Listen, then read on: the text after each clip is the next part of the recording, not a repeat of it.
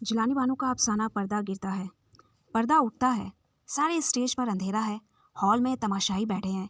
बहुत अहम अदीब, स्टेज और फिल्म के एक्टर, 1000 और 500 के टिकट खरीद कर आने वाले मुअज़्ज़िज़ मेहमान, वो सब घुप अंधियारे से मानूस होने की कोशिश कर रहे हैं। जब कोई ड्रामा शुरू होने वाला हो तो कैसा सन्नाटा सा छा जाता है, जैसे स्टेज ना हो, दुनिया का मंच हो, जिस पर एक औरत की कहानी शुरू हो रही है। औरत की कहानी हमेशा मज़ेदार होती है। उस कहानी को सुनाने वाला दास्तान गो सुनाते सुनाते बूढ़ा हो गया है। उसके सर के बाल सफ़ेद हो गए हैं। लेकिन जब वो स्टेज की हल्की हल्की रोशनियों के बीच आकर कहता है, एक औरत थी, ये सुनते ही सबकी निगाहें, कान उस तरफ घूम जाती है। फिर क्या हुआ? औरत के साथ कुछ न कुछ ज़रूर होता है। और जब स्टेज पर अंधेरा हो तो दिल ज़ोर ज़ोर से धड़कने लगता है, क्योंकि औरत को अंधेरों में डुबो लेने के बाद ही तो कहानी जन्म लेती है।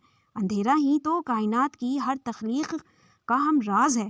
फिर अंधेरे उजाले की डूबती उभरती परछाइयों में से रंगीन कपड़े और चमकदार टोपियां ओढ़े दो जोकर नजर आए, हाथों में डफलियां बजाते, एक दूसरे को ढकेलते, उछलते, कूदते और अपनी छिछोरी हरकतों से तमाशाइयों को नन्हे बच्चों की तरह हंसाने की कोशिश करने लगे।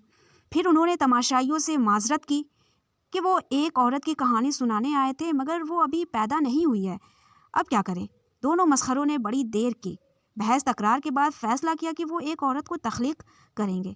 वो जल्दी जल्दी तरह तरह के रंग लाते, मीदा, घी, शक्कर, बहुत सी खुशबू इकट्ठा की।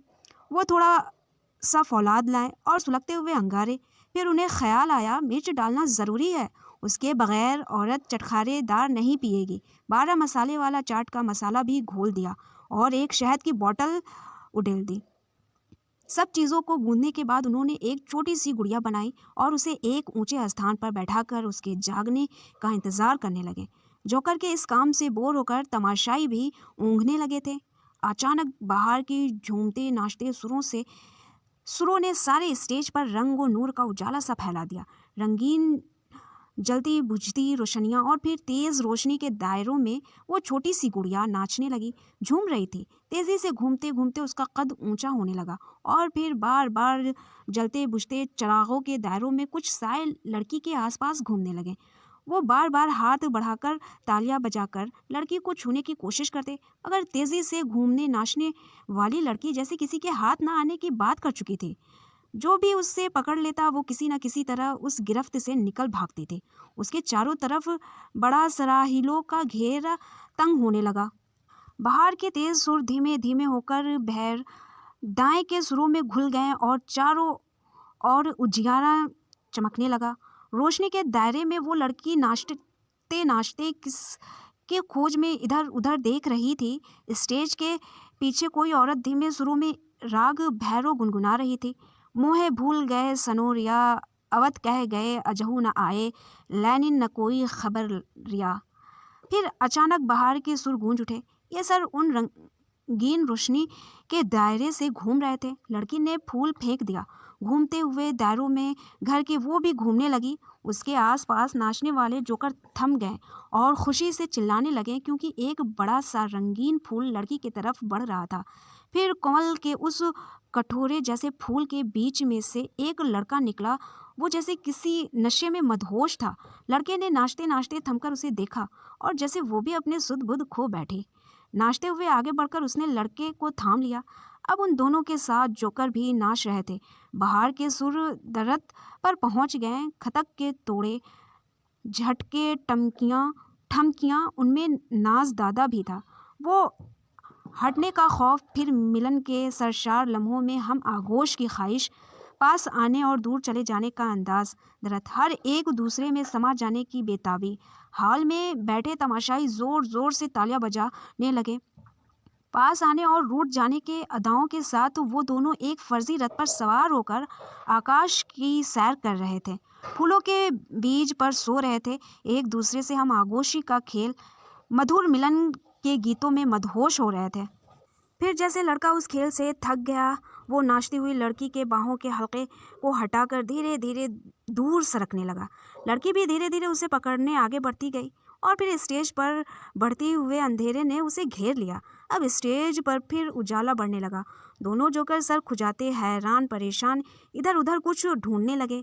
इशारों में एक दूसरे से पूछने लगे कि वो लड़का कहाँ चला गया। दोनों जोकर इधर उधर घबरा के कुछ ढूंढ रहे थे। उनकी नज़र लड़की पर पड़ी और वो तालियां बजाकर खुशी के मारे नाचने लगे। उन्होंने कभी पास आकर कभी दूर जाकर नन्हे की बलाएं ली और फिर लड़की को अपने साथ नाचने पर मजबूर कर दिया। अब वो तीनों बच्चे के आसपास नाच रहे थे, खुशी से झूम रहे थे, तालियां बजाकर लोरियां सुनाकर बच्चे को बहला रहे थे। उन्होंने हाथ के इशारों से एक झोला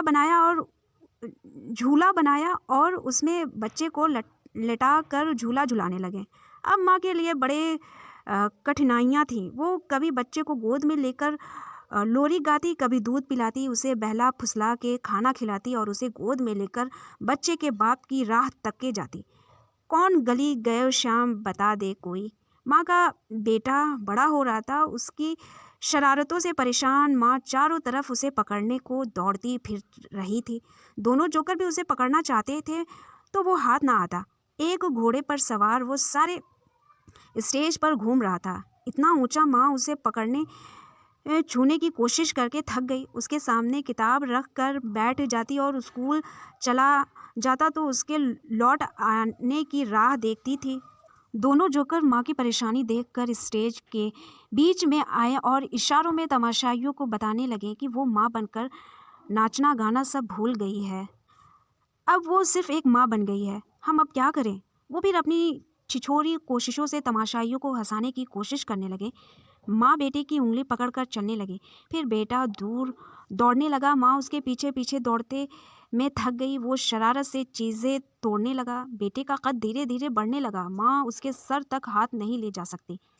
फिर बेटा माँ के साथ घूमते घूमते उसे एक जगह बैठाकर उसका सर झुका देता है, उसका मुंह बंद कर देता है और एक जोकर बड़ी शर्मिंदगी के साथ तमाशाइयों के साथ कहता है, पत्थर को भगवान के रूप में ढालने के लिए दिल का सारा प्यार देना पड़ता है, मगर औरत को पत्थर बनाना हो तो कुछ करने की ज़रूरत नहीं है, उसे सिर्फ माँ के रूप में ढाल दो, क्योंकि औरत ना भगवान बन सकती है और ना खुदा, ना राम बनेगी ना रावण। ये सब तो मर्द के रूप हैं, औरत का सिर्फ एक ही रूप है, माँ। इसलिए सितार की हल्की धुन में एक ही आवाज़ आती है, माँ माँ माँ। अब स्टेज पर धीरे धीरे हल्की रोशनी में माँ चारों तरफ बेबसी से देखकर घूम रही है।